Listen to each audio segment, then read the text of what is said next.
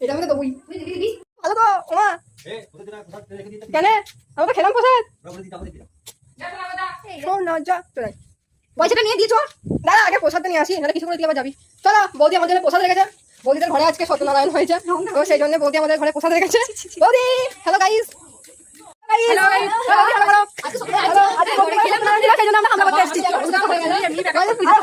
খেতে ব্যস্ত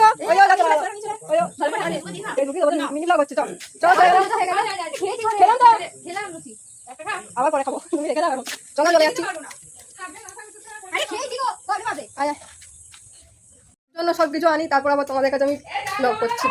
তো বৌদিদের ঘর থেকে প্রসাদ খাওয়ার পর আজকে সারাদিন যেহেতু জল পড়ছিল ওই জন্য কিছু খেতে মন যাচ্ছিল এবার এত জল পড়ছে আমরা সেই জন্য বাজারও যেতে পারছিলাম না দিয়ে বুনি বললো চ দিদি আমরা বাড়িতেই মোমো তৈরি করি আমিও বললাম তাহলে ঠিক আছে চ বাড়িতেই মোমো তৈরি করি দিয়ে এই যে বাজার দোকান থেকে সব কিছু কিনে আনার পরে এখানে